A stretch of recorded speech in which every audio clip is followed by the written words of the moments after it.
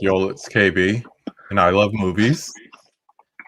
And I'm loving this spooky season that we got going on. Thank you for joining us tonight to watch another conversation that we're doing this month. Hope everyone's enjoying it so far. If this is your first time here, welcome. If you've been here before, welcome back. So tonight we have a returning guest, and you might see him in the chat providing beautiful commentary on both independent and popular movies, as well as some other things. I got my man Jordo in the house. J. Rick, my brother, what's going on? It's going good, man. I've actually been kind of running around a little bit. I did a little bit of running right before I got on, so that's why I was a little out of breath, but I'm excited. Well, you got the blood pumping, you got the adrenaline going, so let's see if we keep that up. It's like I'm in an actual horror movie. Oh man. We are not alone. We have some people joining us. Let's check in with them quickly before we get started. I saw Lance Jackson back there telling us he's watching John Wick Chapter 3. Out of the four of them, I have to say that's the one that's kind of like kind of like so for me, but Yeah. has the actor from Billions, if you ever watch that Showtime show. And she plays the adjudicator, or they play the adjudicator, respect, Right. and does a good job. And remind everyone, if you like what you see, hit the like button. You're about to say? I was gonna say, what's funny about the third one was I went into it way after everyone else went into it, and Mhm. so when I watched it, I was like kind of really into it. I don't know. It was something like it was one of those things when everyone was like, "This was the weakest one." Like I Mhm. ended up going to it like 2 years later and was like kind Oh of dug wow. it. But Yeah, yeah, yeah. I now that all four are out, I think one day I'm just gonna like marathon it just to see how it flows, because 1 and 2 play so different than 3, and all of them play different than 4. So that'd be an right. interesting experience. Yeah, I like it. I mean, obviously the fourth one is the best though. Yeah, it's up there. What's up, Holland? We got the monkey with the intro, Jordan and KB. Now, won't this be a treat? Let's see what movies after that zombie film and Candyman can be beat. He's talking about me on Dell on Movies last night. For those of you that joined us, thank you. We had fun. I thought I was breaking a record for the longest one, but apparently Nick from Movie AV Impulse, they got talking and went a lot longer than we did, but we discussed Candyman, and I still have it here, and the Zack Snyder Dawn of the Dead remake. I'm going to come back to that because that's going to be my opening question to you about something you shared there. But that was fun. We got Corey in the house saying, hey, correcting himself. What's up, Magic Hands? Cool Kid What's Johnny up, in the Johnny? house. We got best friend Melissa here. What's up? She was watching my favorite of them all, Nightmare on Elm Street. So thanks for joining us. We got Laren in the house. Laren's coming up soon. Laren's going to be joining me in a couple of days, so look forward to that because Laren is fun. That's all I can say. He's just fun. We got Gunshi. He was in the chat last night too. Thanks for hanging out and joining us again. Hulk, smash that like button. Yes, sir. We got Mama Blu-ray in the house. That always makes me smile. Thanks for joining us, Bonnie. Everyone's saying hi to each other. We got Movie Hunter 2020 in the house. What's up, sir? Look at those console games. He has one-ups and full-size console games. That's insane. And then wall-to-wall steelbooks. Not just movies, steelbooks. Salute to that man. Salute. I hope that's the bottom floor of that building. Yeah, pretty much. Pretty much. That's the basement. He has other places in the house. He's running out of the room. So I wanted to start with a comment that you made in the chat last night. You were hanging out with us too. Before we get into our 5 questions, oh, my bad. There's no one-ups, just real deal. Yeah, I stand corrected. Once again, salute. You made a comment last night about something that happened when you were DJing once. Tell that story real quick. Yeah, so my friend and I, Harper, who I know I've talked about with you before, KB, because we both have a past with DJing and stuff. Mhm. Um, we're big Prince fans, and we are even more fans of deep cut stuff about our favorite artists, not even just musicians. And one of those has to be Under the Cherry Moon, Yeah. Prince. Because I feel like there's like it's Purple Rain, and then like the movie that is in terms Yeah. of it, and then it's Under the Cherry Moon. I feel like even then it's like you kind of have to run into it by accident or word of mouth. I feel like there's no like it's not just like I know it's on HBO Max or Max whatever, but we used to always quote the one. What's the part? The quote's out of my head right now. It's what is it? The record stove. Recasto. Okay, now I got a story behind that. Hey Susan, she had a haul yesterday. Woo, she went crazy in Best Buy. She did. I watched that one. Woo. Um, so went to Minneapolis this past weekend, and somebody said, "Oh, you got to go to the Electric Fetus, famous record store since the late '60s, counterculture kind of atmosphere. I mean, you walk into a head shop kind of place." So walk in, and up on the wall right in front of me, facing me, 3 paintings of Prince. The 2 on the outside, very colorful. The one in the middle, a little smaller, and it's just that scene with him holding up the piece of paper saying "Record Store." And I'm like, this is perfect. I immediately with my camera, I went and I was like, this is perfect. I gotta take a picture of that. Cause you know what? We in a record store. that that's so fitting. You need to send me that picture. I would Oh love if yeah, you I still will, have no it. doubt. No doubt. So But back to your story. oh yeah, no, we just felt like you know what, like our DJ sets. I know I've told you about them before. We like to play stuff that we play popular stuff, but we also want to. We there's that. I think it was can't remember who said it. Might have been Q-Tip. It might have been I can't remember who it was that said it, but they said basically people who show you new music, listen to them. You know, not in like a rude way, just like a Yeah. same goes with all art, right? But anyways, we just felt like you know what, let's play Under the Cherry Moon at this bar that we're playing at because they had a projector on the back, and they're usually playing like Disney movies, Star Wars or Uh, Aquaman. So we were like, you know what? They said as long as there's no nudity, I was like, we should play Eyes Wide Shut, but like we just felt like it was too much of a risk. So Under the Cherry Moon seemed pretty safe, at least tame. like visually, maybe. Yeah. And I mean, you could stand in, get into it, and have no idea what's going on. But black and white visuals, yeah, I could see that. That must have been fun. Did you play some deep cuts that night?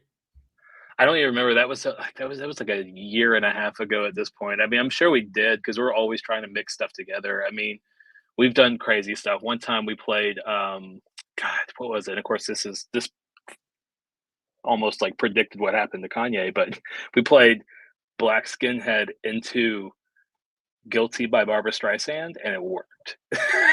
And it worked. So that's what we do.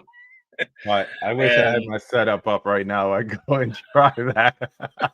you have to time it right. No, it was on site. Excuse me. It wasn't. It was on site. It was the track before Black Skinhead. I could see But that. it was BPMs, on. I could see that. So, but anyway, so like we probably did deep cuts. Is my point. It's because we do just do random stuff like that. So, Nice. Nice. but Under the Cherry Moon, Um, I like what you said, where it was like a Fellini movie kind of. I dug that. it is. You could always tell when he finds a new influence, like when he was on the Purple Rain tour, he admitted he'd never listened to the Beatles, which is so hard to believe, but he'd just been listening to Santana and Hendrix. So Hmm. Lisa and Wendy put him on to the Beatles catalog, and that's how we got Around the World in a Day as the next album, which totally not Purple Rain Part 2. Right. And then when he started watching like Italian movies, he got into Fellini. We get Under the Cherry Moon. So Hmm. influences all around, and all Yeah. around. More people hopping in the chat. We got Adrian James saying hello there. Hello, sir. Boom, boom, boom. People saying hi to each other. We got the man right here, Dell on Movies. We had a great movie Hotel. swap last night on his channel. Go check out the replay. Chiming in. It is an underrated soundtrack or album if you want to see a parade under the cherry moon. What up? So yeah, some great tracks on it. You know, everything from mountains to girls and boys, all that good stuff. Sometimes it snows in April. Touching. Touching. Great song. I almost named my son Christopher Tracy. Oh man, What's that's up, cool. Trini? Favorite track on the album though. Good, good. Oh, is he asking me? All right. Oh, I'm not sure. God, what? Around the world in a day. What's on that one? you got the raspberry berets and all that, but I like tambourine. I like deep cuts. I like album cuts. Right. Yeah, God, I I have like to look it up. tambourine. Look it up. I'll continue on here. People saying hi to Trini, saying hi to Laren. Boom. Yeah, for me, my answer is tambourine because it comes off of the popular radio track and then it's just funky. It's Yeah, like nasty bass funky, which I like. I do like What about Paisley you? Park, Oh, well, nice. the Nice. single, but Yeah. All right. So what we're doing for returning guests is we're taking them back into the five takes with the slant being on horror, um, challenging them not to give us the answer that they gave the first time if they gave horror ones, but I don't think you did. I didn't have time to go back and look, but I don't think you did. I don't think I did either. Yeah. Let's I just say might have you mi- didn't. I might have mentioned Texas Chainsaw, Hmm. but and that might get mentioned here tonight for on a specific question. But otherwise, no, I don't think I mentioned any horror. All right. Well, let's get into it. Let's get into the creepy spooky. With number one, name the horror movie that made you fall in love with the genre. So that one's like kind of difficult to like fully track because your memories can kind of be spotty about when happened, what happened when, kind of thing. Hmm. But I can definitely say that Halloween's a highlight because it's like everyone has their slasher franchise that they grew up with, and Michael Myers was the one for me. Just because my mom raised me on that, and I watched it at such a young age. So I would say that that was like an early horror movie I watched. But I feel like there's two different ones that I feel like may share the same spot, and that would be The Shining and Texas Chainsaw. That actually like clicked with horror because like I liked Halloween, but The Shining was like one that like was just like, what even is this? Is this even horror? Like, which is I like that I was asking that question. And then Texas Chainsaw was just it was the first one that I watched. I think it was the first horror movie I ever watched by myself, if I'm not mistaken. Nice. So I think it was just the one that like made me feel scared, even though The Shining did too. But I usually had to watch that with my mom. Yeah, it's crazy how like certain movies just like stay with you and kind of define like your movie watching for future. Like if it's a franchise, you kind of get into that franchise and you might depart from it depending on how bad the sequels are. Right. But yeah, that's cool. Good answer. Good That's answer. what's happening with me right now is because like I'm watching the Friday movies all the way through, and I'm actually through now. Hmm. And I the number one, those movies have made me grade movies in my head differently than the other movies because like my thing is like, as long as I'm entertained, I'm good. Doesn't have to Yeah, be doesn't have to be Fellini. It doesn't have to be any of that. It could just be entertaining and I'm fine. right. And even but yeah, so like I don't know, I kind of love all the slashers now. Like I don't really have like a specific I mean, the lesser knowns like Leprechaun and stuff are not for me. But all the the core four I'm all very into, I would say. Yeah. I think it also depends on when you first watch it too. Yeah. Mhm. Because of course as an adult and as a physical media collector we're going and we're getting these 4K and these Blu-ray upgrades and some people are saying seeing the movies for the first time, some people are seeing it for the first time since they're kids or teenagers, whatever the case may be, and it's going to hit you different, you know, Mhm. The Exorcist is going to hit me different now than it did when I was a kid, or even when I was Right. in college. And you're hanging out, and you find out somebody in the group hanging out with you hasn't seen it. And you kind of fake tie them down and force them to watch it, and they're Yep. creeped out because they don't know what to expect. And you're a little bit, but now you watch it, you're like, not so much. So it's crazy. Yes. It's funny, one of those for me was always, it's not a slasher, and it's arguably just as messed up as it was when I saw it at 16 or 17 and I was showing all my friends Funny Games. Like, Yes. that More people like need to know about funny games. It made yeah, me it's uncomfortable. I love it. I love it. I rewatched actually, I didn't rewatch the American recently, I finally watched the original recently for Oh, the first time. so you saw it like, Oh, I saw it in reverse because I used to work at a Coconuts, and yeah. so the American version always came in on DVD. So I would just always see, like, used copies of it, and, working at a store like that, if you found something that someone brought in that was used and you wanted to, like, look at it and you wanted to take it home, if no one else was claiming it that was on staff that day, you could just buy Mhm. it yourself.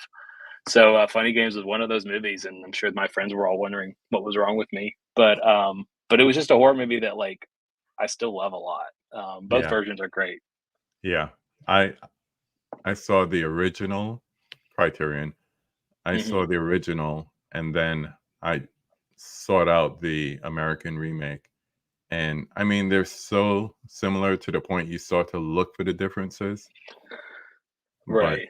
yeah, when it first hits you, yeah, there's a certain awkward, uncomfortable, creepy factor to it.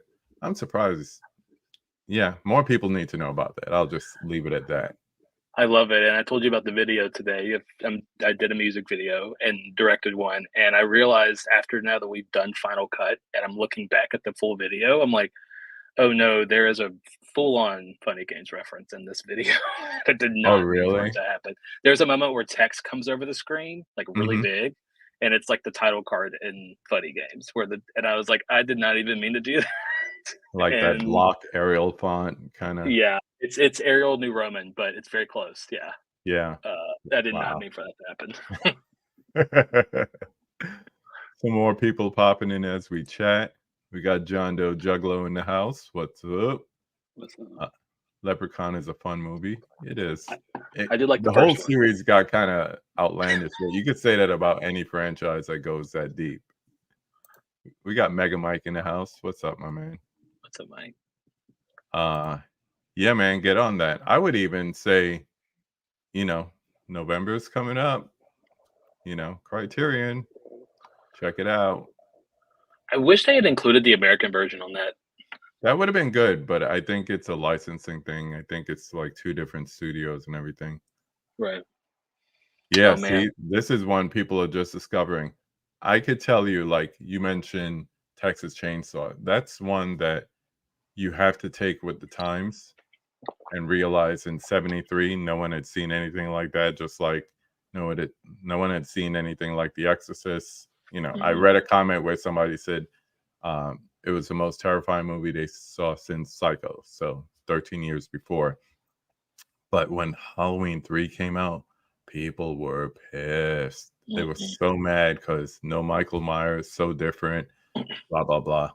But if you watch it on your own solo somewhere here, I'm not going to mess with them lights, but you watch it just on its own and you don't associate it with, the babysitter murderers and all that. It's like, this is a fun It's movie. This is a it's fun fun. movie. Tom Atkins, he is like a he's slinging the charm on everyone on that. Oh, he's flinging more than the charm. It's like, I my I just guy. I was recently rewatching. I was like, damn, my man throwing it around there. It is. Uh, It is so good. I enjoy that movie now, but back then we just wanted more Michael, man. We wanted the shape. Where's the I will shape? I will say now that I mean, I really don't know how I feel about, like, number 1, I don't know if how I feel about the Crystal Lake TV show that A24 is doing. I'm just kinda like, "What could we do here, really?" Because I mean, the whole premise is just that yeah, no, well, or you could do an imitation of writing checks, and and that would be the same thing. It's just pretty money. much. But I don't really know what there is to do that. But I know A24 is like trying to get Halloween now, and I'm just kind of like, at this point, we should actually go back to the original concept of John Carpenter's thing, which is let's just make scary stories. Like, Yeah, wouldn't why shouldn't if A24 is going to do something with it? yeah, Go back to the original concept and make Halloween 3 like yeah.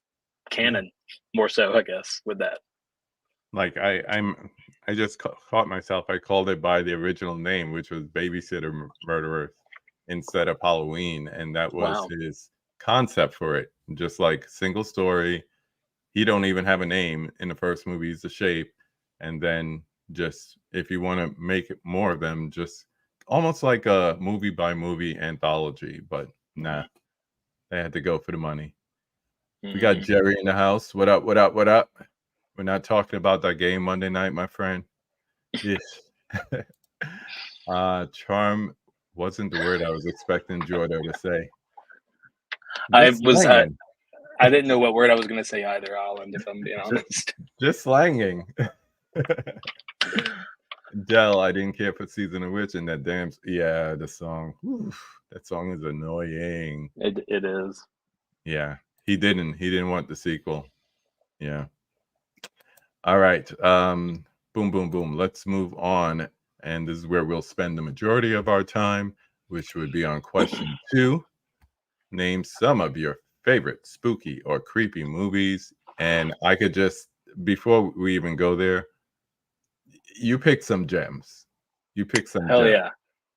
Hell So yeah. I was pleasantly surprised. I'll just say Hell that. yeah. Now you can get into it. Anywhere you want me to start? Nah, man, it's your Okay. show. Let's I'll start with like the two that are probably more like people I'll start with Pearl. Okay. Um I'll start with Same Pearl. same one. Oh, you have the same slip? Yeah. Cool. Yeah, I love this slip. I couldn't turn it down because like that's just so pretty that the glare is there because I have a monitor on. Pearl is awesome. Like I saw it in the theaters when it came out and really enjoyed it. Definitely liked it more than X, even though I revisited X and liked it more on the second viewing because I could tell that there was Ty West was doing something different with the slasher, Texas Chainsaw Massacre kind of horror, that kind of thing. Kind of what's the word? The band movies that they called them in UK, video nasties.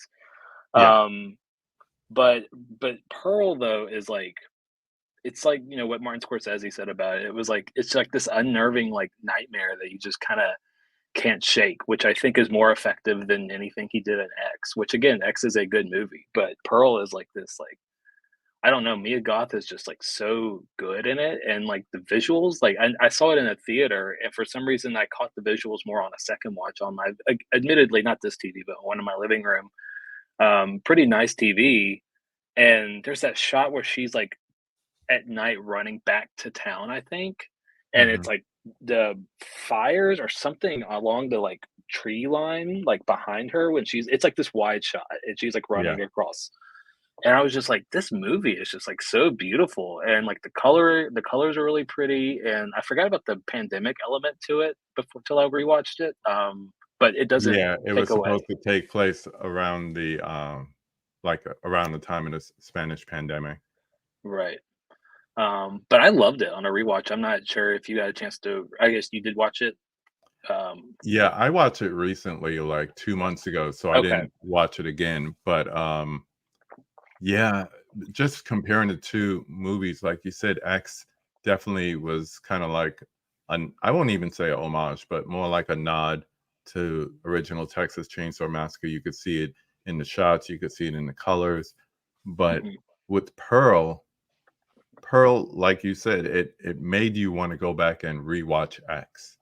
Hmm. Just to see, like, okay, you're telling me a prequel, which makes me wanna watch that middle movie again, Hmm. especially before I go and watch Maxine when that comes out.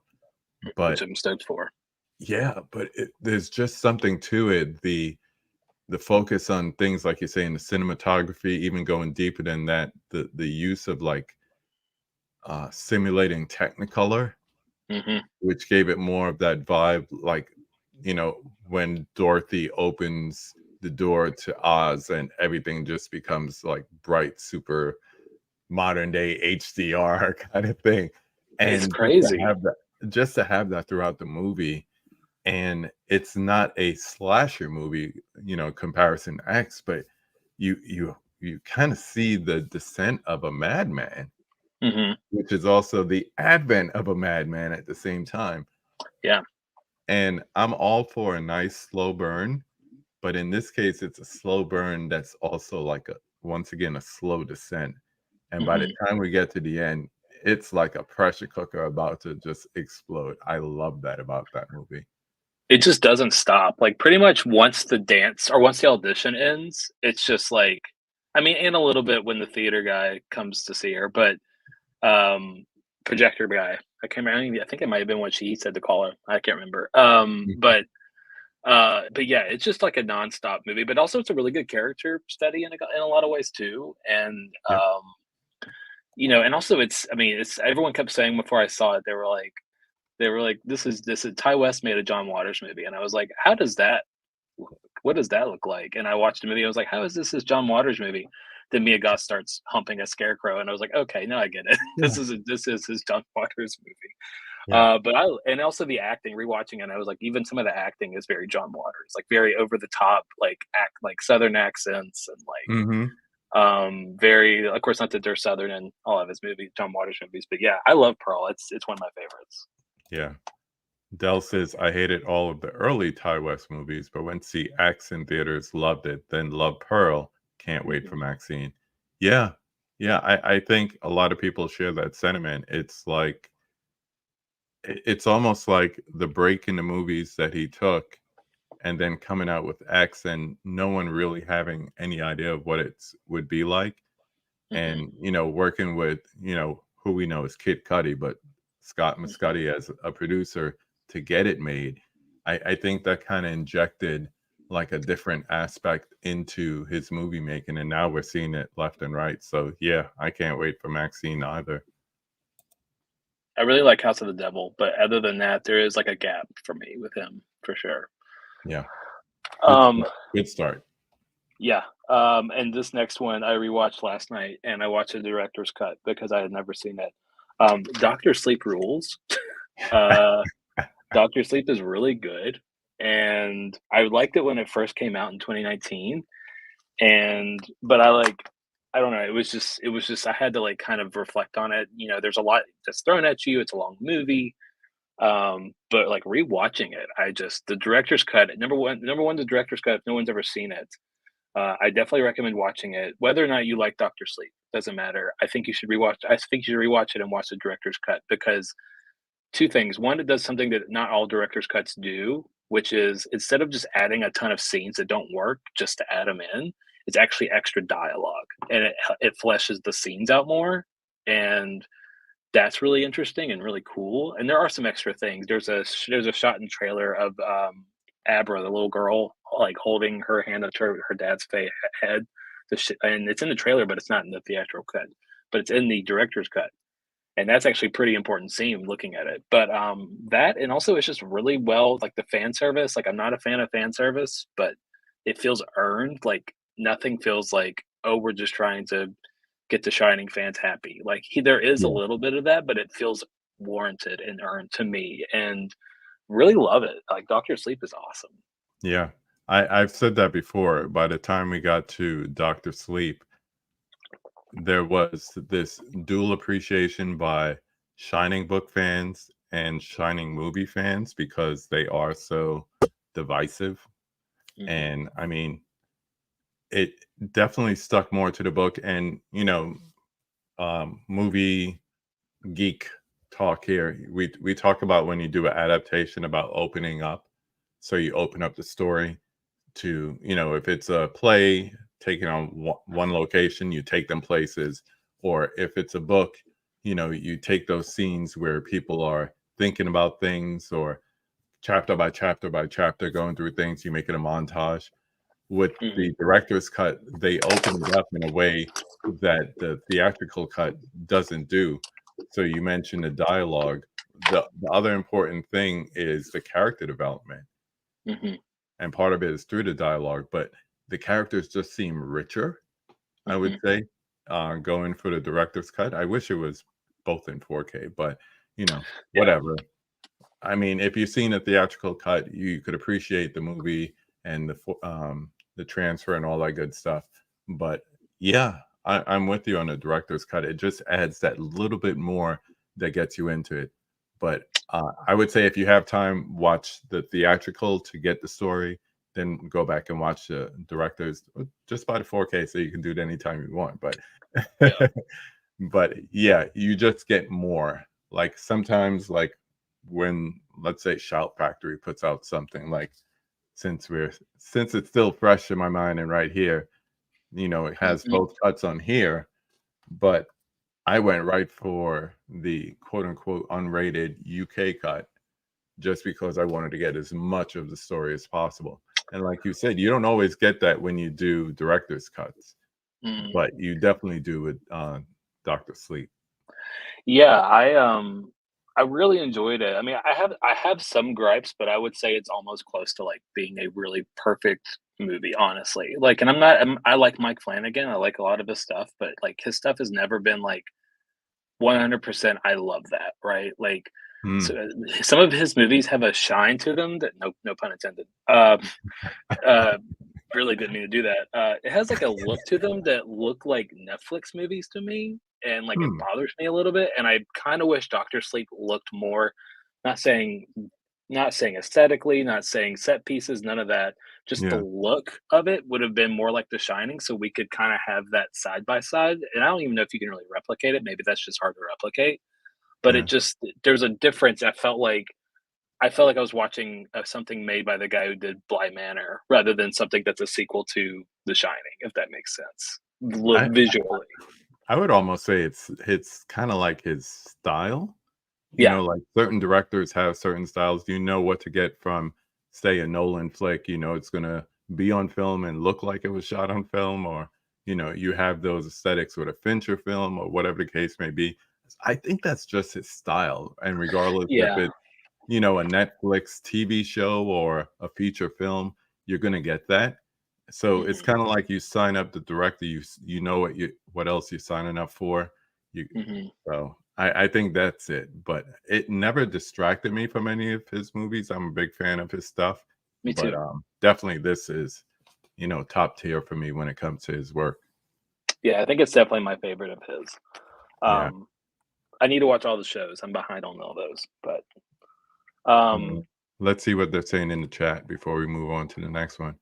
We got Spicy. Yo, man, Spicy 4K made a YouTube video today, and I didn't know who it was when the video started. He wasn't wearing a hat, so I that's all I put in a comment. No hat, in all caps, because talking about like we're talking about Doctor Sleep and Rose. It would be like seeing Rose the Hat without a hat. So Oh, yeah. That would be strange. yeah, Doctor Sleep. It's Rose, divisive. yeah, there you go. Rose the Hat Yeah, is a great villain. she is. Yeah, especially modern day. See, they came in right when you're talking about Mike Flanagan. Flanagan. So Yep. I know. I'm surprised you're not going to get shots further down. Let's see.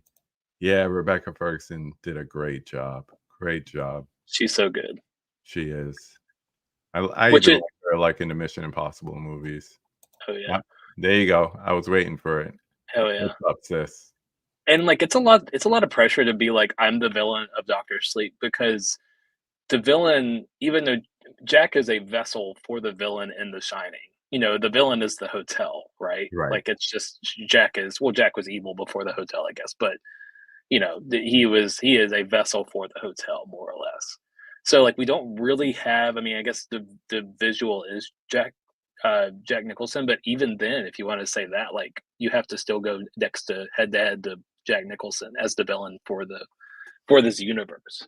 So, like, it's a lot there's a lot riding on that, and she did Yeah. awesome. Yeah. Especially these days, we don't get a lot of good modern day villains. They always seem to be some caricature of something or someone we've seen in the past. Yeah, man, you surprised me, bro. Second cousin Dave in the house. What's going on? Smash that So, like button for my second cousin KB. And he says, "Nice to meet you." pleasure. I just realized you're using the government name tonight.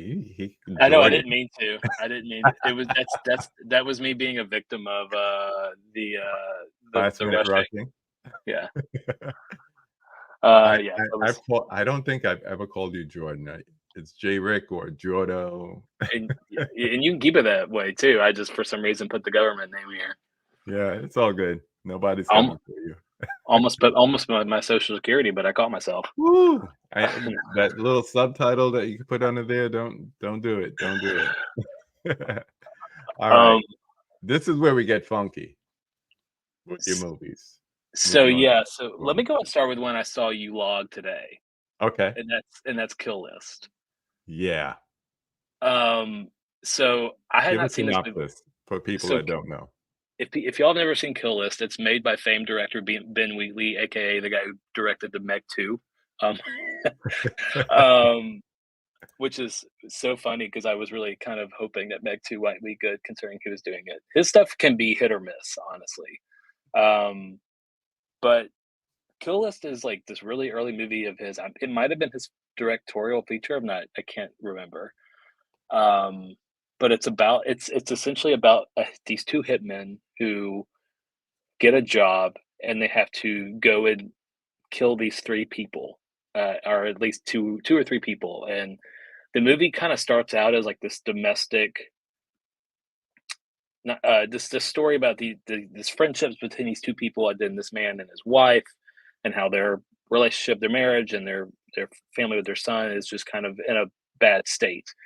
And you're kind of wondering for a very long time, how is this a horror movie? Until the final 30 minutes of the movie hit and it turns into some wild stuff. Uh, and it's essentially like folk horror all of a sudden.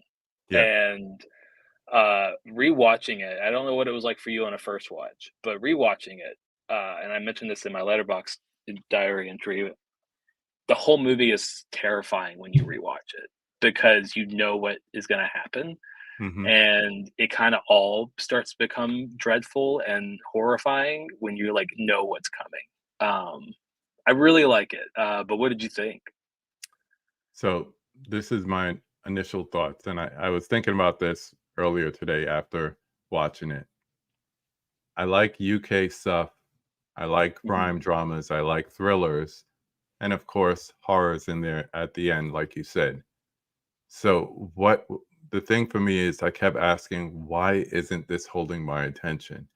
Maybe because I was waiting for that spooky, creepy horror factor, and I didn't get it until like the last, like you said, 20, 30 minutes of the movie. mhm, But I think if I go back and I rewatch it with the aspect of how the movie ended mhm, and just carry that through the movie, I would enjoy it more. mhm, But if I had to say, like, you're waiting for something to happen and then a payoff, the end of the movie is what you're waiting for, and that's what the payoff is. But everything leading up to that, like you said, hitman out on contract, whatever, it wasn't enough for me. right, And then the end just tried to pay it off all at once. So it was kind of right, like the lump sum of what you came for at the end. But I would say this is more thriller than horror. With okay, yeah, like, and someone just mentioned it in the chat, I'll bring it up real quick. Oh, it was Dell. He's not a fan. He says it felt like it wanted to be Wicker Man, but more confusing. That's kind of like hinting towards what we get at the end. mhm, So I think it was that. Just if we had more elements, even if it was like slivers of what was like foreshadowing, mhm. but something tells me upon rewatch, it will hit me different. And I was the same way, I will say. Like, when I first watched it, I was like, "Yeah, that was pretty good." Like, I like that, and that was kinda all I had to say about it, but on a rewatch, I was like, "Oh, man, I know what happens to that character. I know what happens to that character." I also really felt more for I think it's Gil or his The friend. friend. Yeah. Yeah, there's more you're kind of like, you're kind of just wanting and I know I'm being vague, and I won't spoil anything to anyone who has not seen it, But I'm more attached to his character on a rewatch, and watching him watch his friend kind of start losing it a little bit, Yeah. is it hits a little harder.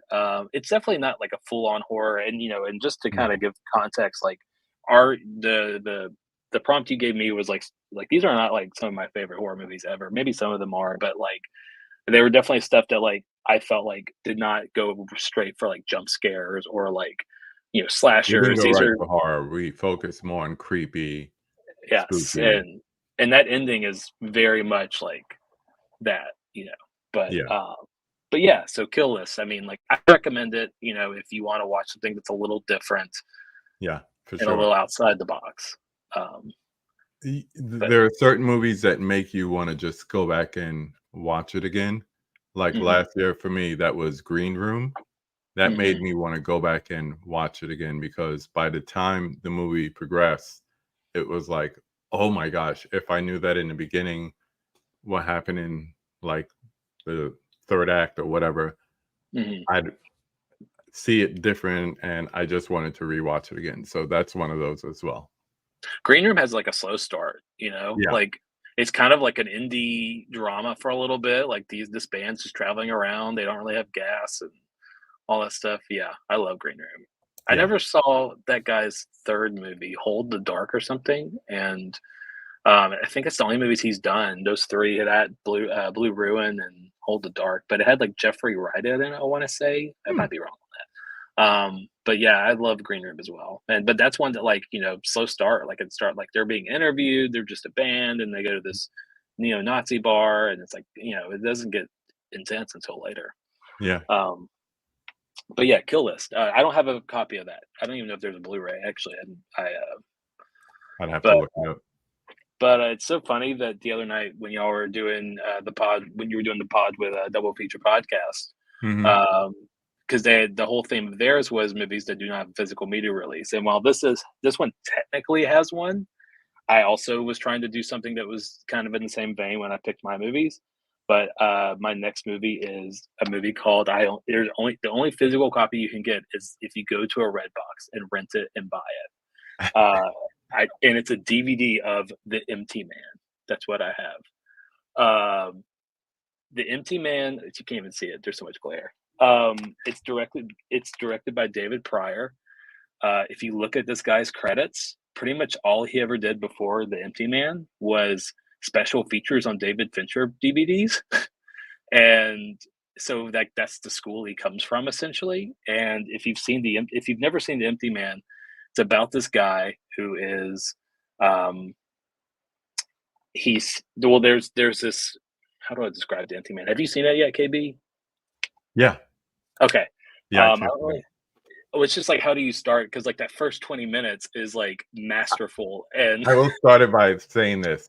I love a good cold open. yes, One and of the things I loved about Evil Dead Rises, great cold open, great opening titles, but yes, this had a great cold open, and I kinda wanted to see more of that story, right. No, for sure. and you really don't know how it ties in until almost the end of the movie, which is kinda cool. Yeah, like the movie is essentially like about this. I will say I'll start reverse by saying the movie got totally lost in the pandemic stuff because like I think they like dropped it, like they dumped it in theaters like for like a week in like late 2020, and it was like one of the last movies I want to say before the Disney and Fox merger or whatever, something like that. And it was, I think people kind of wrote it off as like the Bye Bye Man kind of movie, like one of those like kind of low rate horror movies about some guy who if you summon him, whatever. And it is essentially a movie about that, but it's a lot deeper than that. And it goes into essentially cult horror. I won't say too much there, Yeah. but it turns into something that's more than just, oh, you summon a guy by saying his name. I want to say the only place you can watch it is Max now. It's only streaming, if I'm not mistaken. Yeah, I Uh, think that's where I watched it today. but I would say like if for anyone who is interested in David Fincher movies, because it's very much you can tell that he did special features for David Fincher because they have the look. Mhm. Um, but it's just it starts off as like I think the trailer made it look really bad too. Like, it kinda reminded me of, like, remember My Soul to Take, that Wes Craven movie? Yeah. It kinda had those vibes in the trailer. So it was kinda, like, a little off-putting, and I think most people kinda wrote it off, but if you actually watch it, it's more than just teenagers on a bridge summoning a bad guy. Like, Yeah. it's very in-depth. I love the cold open, though. The cold open is, like, you could honestly just watch that, and Yeah. It could be a whole movie on its own, but the way they describe it without giving anything away on the wiki is it follows an ex-cop upon an investigation into a missing girl discovering a secret cult. yeah. I think it's best to leave it there in Yeah. terms of Yeah. description. Everything else I would say discover on your own because It's it has a great payoff, I would say. I think it's good. I think it's probably the first, like, by definition, cult movie that we've had of the 2020s, I feel like. Like, Mm, actually, like, not successful review-wise, not successful financially, but the people who saw it and actually watched it ended up really liking it kinda thing.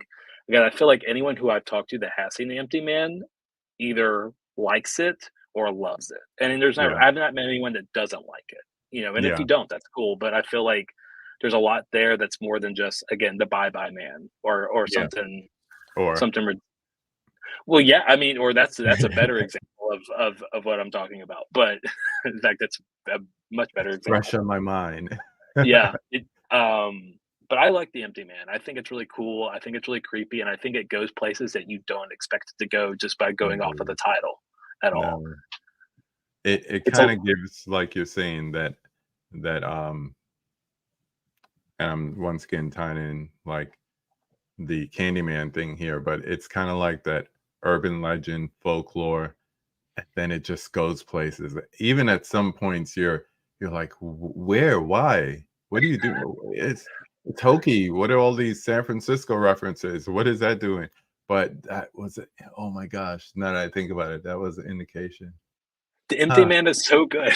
It's such a Yeah, good it's movie. one that keeps you thinking about it afterwards, which is always a good thing. There's a lot of movies that, like, got lost in that Mhm. right about to go into the pandemic. Like, I still, like, talk up The Invisible Man with, Oh, yeah.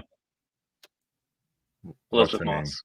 Yeah, and, there was this Ben Affleck movie where he played a basketball coach. I think it was, like, the last movie I reviewed, like, right before the pandemic started. The Not Way his Back. greatest. Huh? The Way The Way Back. Back. Yeah. Mhm. Not his greatest movie, but I like when he does that kinda dramatic role where he's not playing smug Affleck kinda Mhm. thing, like, I like Gone Girl, but he's playing smug Affleck over and Mhm. over again, and Absolutely. in that movie, he's not, and he goes places with the character that, not to say you don't expect it, but it just shows more depth than, the face and, Mhm. standing in front of the house smoking a cigarette and getting Dunkin', It's a lot more than that. Yeah, it is. I like The Way Back, actually. That was just that that's a movie I'll never watch again because it's so sad. Yeah, But yeah, I liked it, and there's not a lot of movies I say I won't watch again. But yeah, yeah, if anyone's never seen The Empty Man, it's on Max, or if you wanna go to a Redbox and try and find it and buy the and DVD. buy it.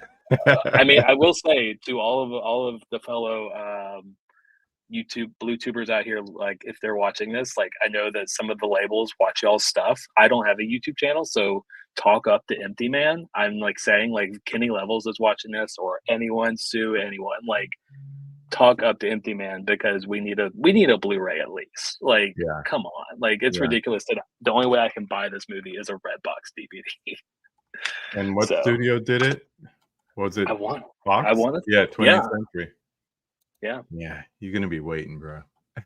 I mean, you know what? I mean, we're getting The Abyss and Titanic, pretty soon, sounds like, so maybe Yeah, they're maybe they're loosening up a little bit.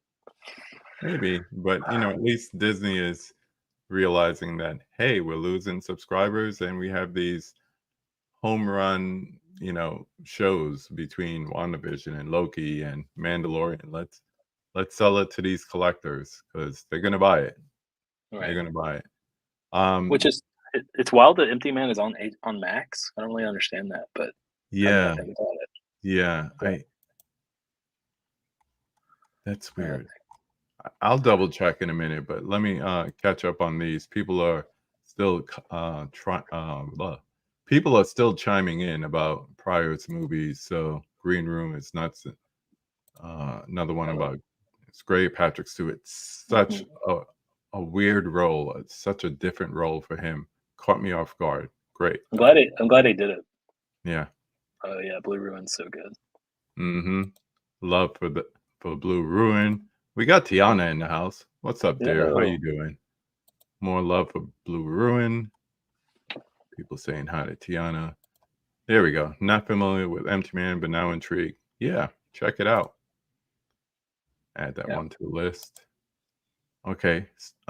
Dave remembers he liked Empty Man. Nice. cool. It did. It fell in the COVID trap. Yeah. Yeah. Hollow Notes will Oh, watch it just for you. Just for all in that you. all in that means you gotta DM me a, movie that maybe I haven't seen so we can do a movie swap. There you go. Movie swap continues. What's up, Killer? What's Thanks for up? coming in, Mel. Mel has a great new video. The Rad Pack is doing the Rad 9 movies that scared you. And I missed all the other ones before, thanks COVID, talking about COVID. So I'm definitely doing this because I was a scaredy cat as a kid. So I probably have to like trim down my list. And I could tell you one that's going to be on there. And I just held it up last night. So it's right here. This is definitely going to be on my list Oh, man. because that scares me as a grown ass man today.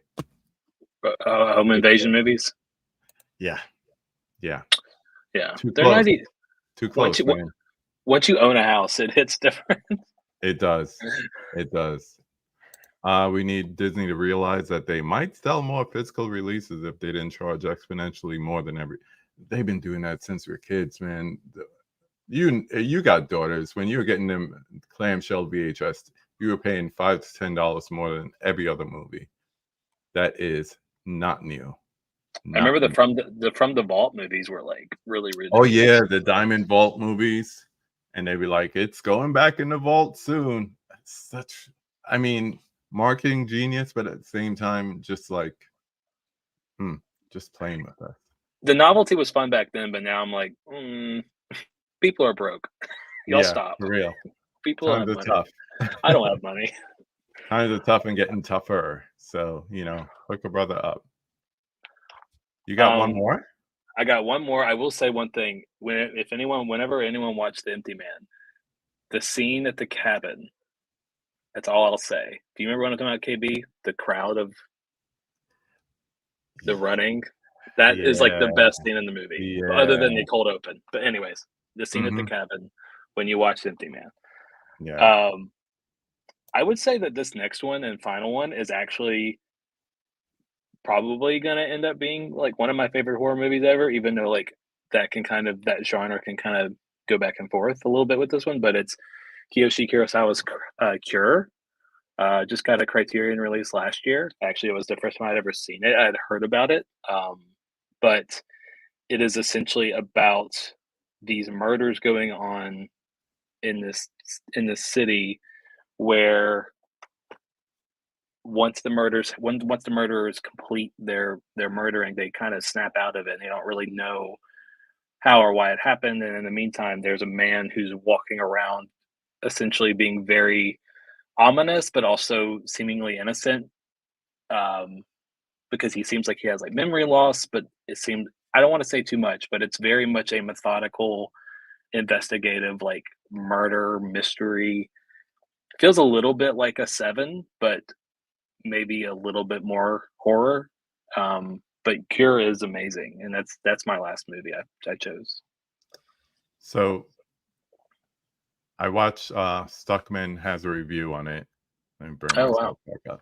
Yeah, Chris Stuckman has a review on it, and it's just funny that he's talking about it right now.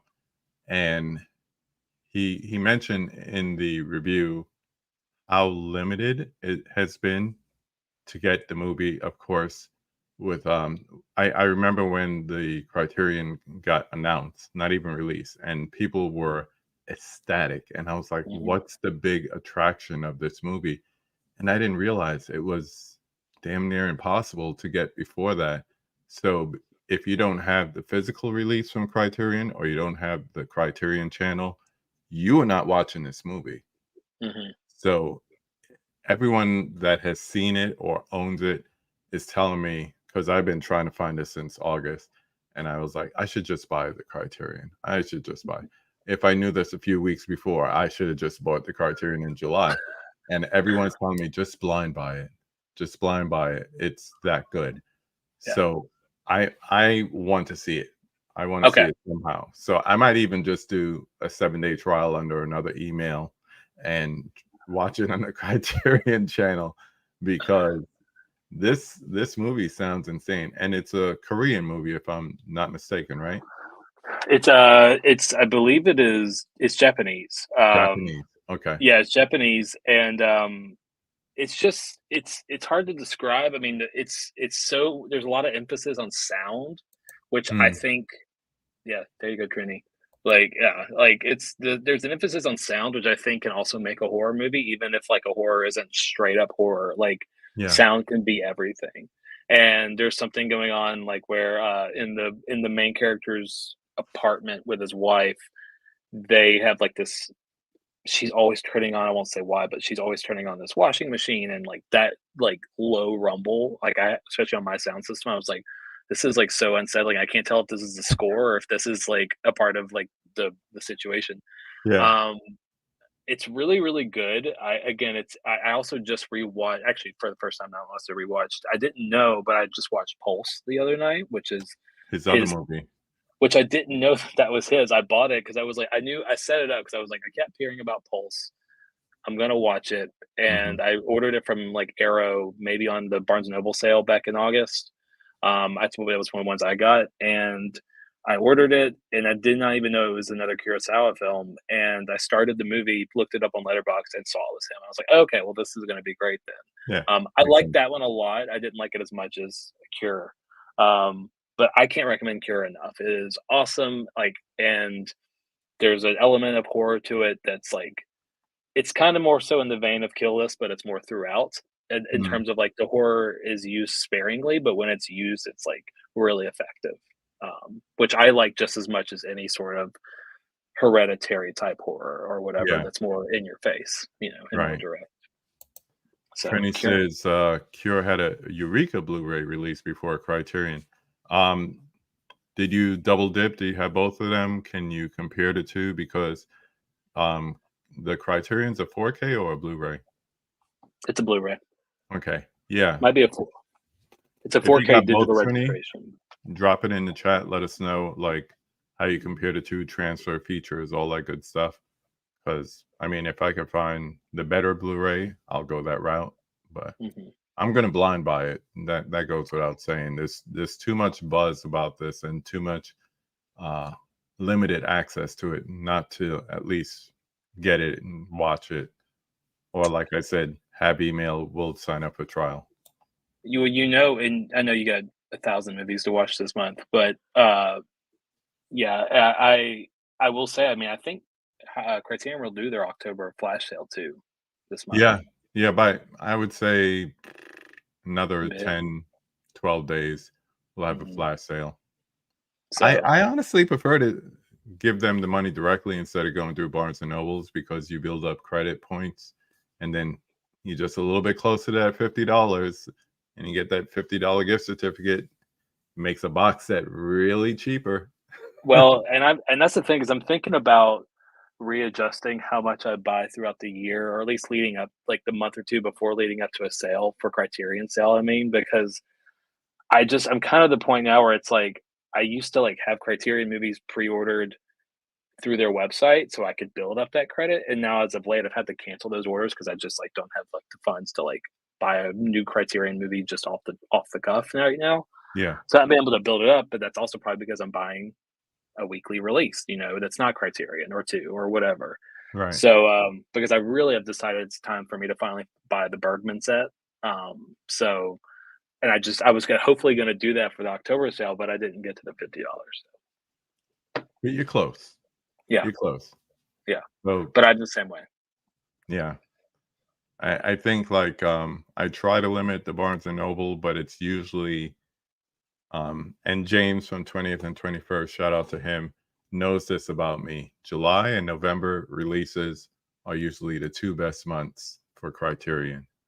So Mhm. with that in mind, it's new, it's July, you're gonna want to get the new stuff. You're gonna want to get the Thelma and Louise's, or you want to get the Raging Mhm. Bull last year, or the Double Indemnity, or whatever it is. So you want to get the ones that are like fresh and out the box kind of thing. But Right. the smart move is to take like hard copy blues, my man Vin. Take all that money you spent in July and Mhm. wait for a 24-hour flash sale. Mhm. It pays you back. That's all I could say.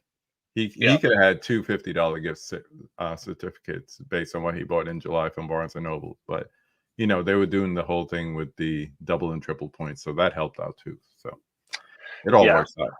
Yeah, I'm finally almost through my Fellini set, and so I'm just kinda like, I need a new Criterion box set to go through because that took me about a actually, I'm still going through it, but it's taken me about a year and a half to go through, Yeah. and because I just take my time, and those movies are not always like, I love them, but they're also movies that, like, I love them so much typically for on first time watches that I space them out because I just, like, I Mhm. wanna You have to be in the kinda. mood for some of them too. Yeah, it was absolutely. So I'm just now like, okay, time to get the Birdman set. I'm just gonna because you never know, those could sell out one day, you know? You just Yeah. never know. So, No problem, man. I'll probably just cop the Criterion, knowing me. Thanks for checking. if this had a digital code, I would have given it to you. I know. I thought about that. I was like, "Ugh, it's only Criterion, no digital code. Damn Just let you have my digital code. I wouldn't have cared. Oh man, let's bang out these other questions and get Oh, out yeah. of here. Forgot we had more. All right. So name a horror movie that everybody loves you can't stand. Okay, so I it's hard to say this because I love all horror, but I'll just go ahead and say as a recent one, was not in the Talk to Me. Really? Um, Hold up. no, Really? What was it no. that kind of turned you off? The accent, the Oh, no. story? Accent, the story I mean, the story was fine. I mean, talk about a great cold open.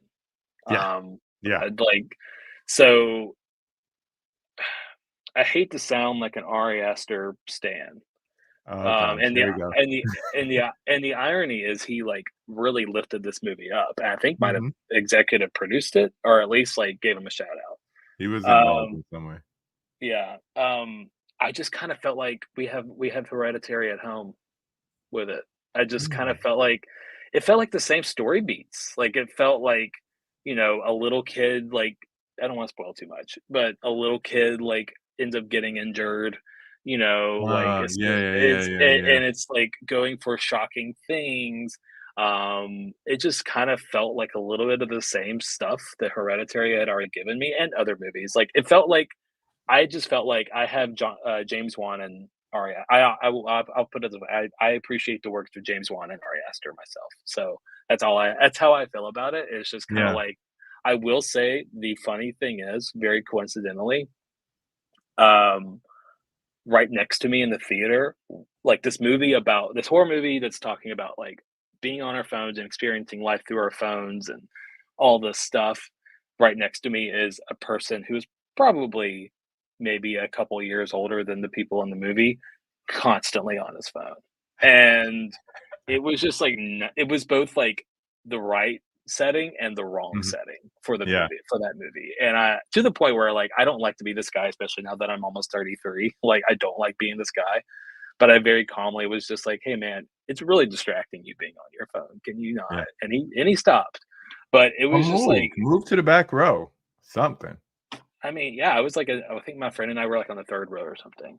Yeah. But, I don't know, I might rewatch it down the line. I felt like the movie was at its best when the group was getting together and, Mhm. like, and I hate to say that because like, it's not that I wasn't invested in the individual stories, it's just I kind of got really into it when they were all working together, and then they went. That was only like 10 minutes of the movie, and I just kind of felt like it didn't really know what it wanted to be necessarily. Yeah. I appreciated like the metaphor of like drug addiction and all that kind of stuff, but it just didn't work for me. I don't know what it was. Again, may have been the setting with that person next to me, but Give yourself some space and come back to it. maybe I think revisit it you'll in a year. yeah, yeah. I like it. I think I'm to the point now where I'm starved for originality in certain genres so badly that if someone comes up with an original thing, I'm like, yeah, I want that. Mhm. I Right. want that. Yeah. Uh, okay. Eureka 1080p Criterion 4K restoration. Okay. Oh, so you might get a better picture with the Criterion. Yeah, but they have a way of taking a 4K restoration, and even if it's on a Blu-ray, it ends up being better than when the studio does their own 4K version. A Mhm. good example I always use is Pan's Labyrinth. Mm. The studio version of that on 4K doesn't look as good as a Criterion Blu-ray with the 4K restoration. So That's good to know because 'cause I've always considered getting the 4K because I only have the Criterion, just but keep your Criterion. It's a okay. better transfer. I wanna say I even heard that from someone else now that I think about it, um, but yeah, but to be just one thing, I really wanted to, like, talk to me. I was, like, so geared up for it, Yeah, and you're hungry for it. it just did not. I just hate that it didn't work for me. All right. This is a question I was really waiting to ask you because I know you're going to be good for this, just based on your movies that you selected. So, name a horror movie that needs more love. Maybe it's just streaming or hasn't gotten a physical media release lately. More people need to hear about it. So I'm gonna give you the populist answer first, that's very widely available. I love Jason Takes Manhattan a lot. Oh my God, another one. I love it so much. Like, there's a moment in that this is not my actual answer. My actual answer will be what you were wanting, KB, I promise. Okay, go ahead. Uh, Go ahead. Play, but play. Takes Manhattan, there's, like, a moment in that movie where I was, like, genuinely impressed by the filmmaking, and I cannot say that about most of those movies. There's a part, like, three-fourths way into the movie where there's a puddle of, there's, like, a puddle, I think, of gasoline, and then, like, a fire starts to, like, kinda creep in. So the fire starts, like, going, like, in like, a line across the puddle of gasoline, and then it dissolves into a canoe on Crystal Lake, and I was like, "Are you serious? Did they just do this in Jason Takes Manhattan? Like, what is that?" Like, you just pulled, like Pyrotechnics. you just pulled a crazy edit and dissolve out of Jason Takes Manhattan. It just, like I like that movie a lot. It's very silly, and it's very fun. That movie Um has a special place in my heart, Oh, which okay. I have to tell you off camera. Okay. I'm excited to hear it. I really like it. I like that movie Yeah, a lot. My actual okay. answer is Michael Mann's The Keep. I don't know if you ever Talk heard of about it. it. Talk about Um, it. it's not like a perfect movie, and I wanna say I feel like there's gotta be a cut somewhere of Michael Mann's that's, like, not that's much like a longer version or something because I wanna say the cut that's there is, like, maybe 90 minutes. It might be on Prime now. I don't think it was streaming for a while, but it might be available to rent now or something. Um, but it's I haven't even seen it in like a year, but it's about this like this location. Kind of can't even remember the premise. I'm sorry, I might have to read it. Because I was doing other things to prep for this, and I didn't think I was going to actually talk about the keep. Well, Um, that's the one with the Nazi troops, like, in Romania or something like that, and things get spooky. and they says and awaken as supernatural evil when they set up camp in an ancient stone fortress. That's awesome.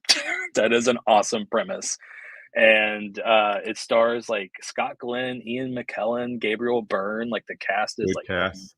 crazy. Like I said, it's not like a perfect movie, but I think that it's like a really cool sci-fi horror that is like underseen, probably because of like it's like just not hard to like track down. I know there's not a physical, well, at least actually I don't know for sure, but I think the physical release is kind of difficult to find. I think you can rent it now, actually, when I was like looking this up. Yeah. It says here although it's been available for purchase on YouTube, Amazon, Apple TV, blah, blah, it went unreleased in physical disc format in any country until the Australian. Oh, it's on Viavision. Okay. Okay. So they remastered DVD. See, we need something else other than that. I mean, Come because like, on, man. because 3 years Criterion, later, do better. right? Because Criterion Channel like did like it was like on like a special collection last year for Mhm. Halloween, and that's when I watched it, and I was like, number one, like this is pretty good. It's not like perfect, and I feel like there's a cut somewhere that Michael Mann. I hope he recuts it if he ever gets to. He probably won't ever touch it again. He probably forgot about it at this point. But Yeah. like also like the visuals, like the it's crazy. Like the fortress that they are holed up in is like so visually like very pretty to look at, and Yeah. I love the keep. I think it's like a really underseen My god. movie. The funny thing is when I saw it, maybe well, I guess he wasn't that known then, but I didn't know who Michael Mann was. I Hmm. hadn't seen any of his other work, and I think the closest thing to that would have been like Thief or something like that.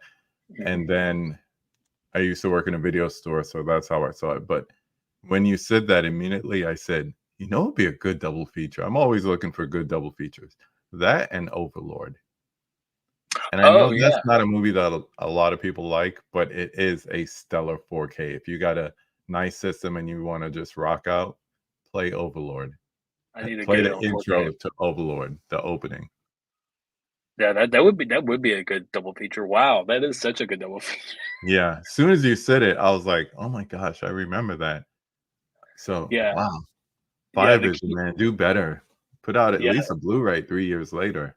I wonder who owns the rights of that. I actually don't know because I I'm looking here, it's a Paramount. oh well, they could do that. Let's see. Yeah, it's Like Paramount Pictures. they should have done it this year with the with Ferrari coming out. Like Mhm. I wonder if there's. I wonder what year. Let's see. What year was the Keep? I wonder if there's an anniversary. Not that no one's talking about 83. this movie. Yeah, so this would have been a good year to do it. Yeah, Would have been a for 40-year sure. anniversary. But yeah, Uh, the Keep. I love the Keep. See, you dropped Jason Takes Manhattan, so now the chat has gotta talk about it. Jordo Takes Manhattan. Oh my word, he said I did it. it. I love it. Love, love Jason Takes Manhattan. It's probably I don't have the box set, but I Mhm. would say like after the first 3 or 4, that's the one I would immediately jump to because Yeah. it's just up there for me. Never understood the hate. Yeah. Yeah, you're not alone there. Uh-uh. Viavision DVD. I didn't even know Viavision was still making DVD. Wait. So did you say that DVD was 3 years old? Yeah. Yeah, they could have done something a while back. Yeah, they were doing blues 3 years ago. They coulda did something, but once again, it's always a matter of licensing. Yeah. A lot of people don't realize that. If you don't know what we mean, check Child's Play from Arrow and check Child's Play from Shout. That's licensing. The Yeah, I don't first understand that. I biggest haven't looked at movie not on 4K. Yeah, it. it's true. It's Yeah, I true. wondered why. I was surprised when Arrow announced that last week. I was like, wait, what? But I forget it's a UK release. Never mind. I forget. Yeah, it's different over there. Boom, boom, boom, boom, boom. So as we land this plane, and I don't even remember who you suggested the last time, but It was number James. 5, James. Oh, that's right. You did. You said James and also Celeste, I think, right? No, You mean it was this guy. It was honestly like I have like actual answer for you tonight. okay? But well, I was actually happy that I did the James one last time because that re conversation was really good. Yeah, So I'm glad you did that he's again. a good dude, man. But yeah. So no, the other guy was like I can't remember his name. Like I don't really watch him all the time. I just was kind of Richard looking. Diaz. That's what it was. I mean, I don't really watch him all the time, but I just kind of was trying to find someone. But this one I actually have a answer for. Other than people like Elliot Cohen and Planet CHH, like I'd love to see conversations with those guys for sure. Me So if too. you but have you ever heard of Deep Focus Lens? Yeah. Um, really like her. and Mm-hmm. I'm not even sure she's a big physical media collector, and I don't know that she really talks about that much. So, but I know that's not the whole point of the conversation, anyways. It's more about other things. Movies. But I really like her thoughts on movies, and um, so just a suggestion would be her. Like I think that she's really great, and like I like her taste is really interesting, and like something that would be cool. Yeah, definitely not status quo. Strong, opinionated, and knows her stuff too, which I Yeah. can appreciate. Some people, hate just to hate or, like just to like. She comes with facts. She backs it up. Hmm. Because she's an artist, she knows what she's talking about and everything. Hmm. Have a good night, Holland. Thanks for hanging out. Later, Alan. So, she backs it up. I'll Yeah. just put it like that. She Yeah. backs it. That would So, be mine. I bet that would be a really good conversation. yeah, I think so. I'm gonna add it to the list here because I still have a list going on. Yeah. Boo, boo, You've never gotten that one boo. before? No, but Cool. funny enough, she is on my list. Oh, wow, that's perfect. So yeah, but now I could say my man Jordo said, typing on my old school typewriter keyboard Mhm. here. Oh man, as always, my friend. Always fun chatting with you. Always fun hanging out. Of course, yeah. Um, tell the people where they could find you. I am on. I try and post on my Instagram, my physical media Instagram. It's Jordo's Video Village. It's not Jordan. It's Jordo's Video Village. I'm very active on my Letterboxd, which is just I think letterbox.com/ it's Jordo. I think it's linked on my Instagram as well. Yeah. I'm very active there. I realized today I've watched 10 movies in 4 days. So you can definitely find a lot of my thoughts on movies there. Yeah.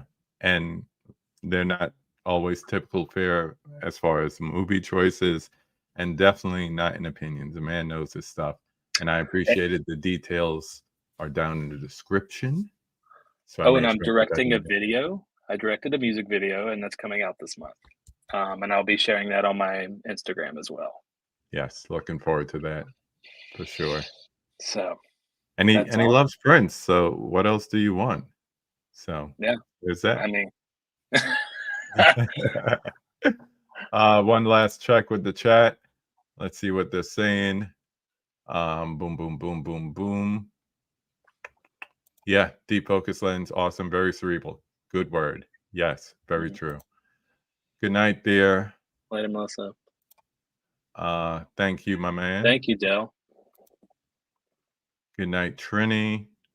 John Doe, thanks for hanging out with us, man. Appreciate you. And I appreciate you, my friend.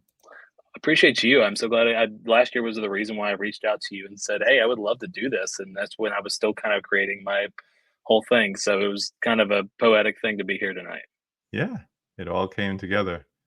So hopefully everyone enjoyed this. If so, hit the like, hit subscribe, all that good stuff. Check him out on Letterboxd. That's the best place. And also his Instagram. Once again, information in the description. And as I always say,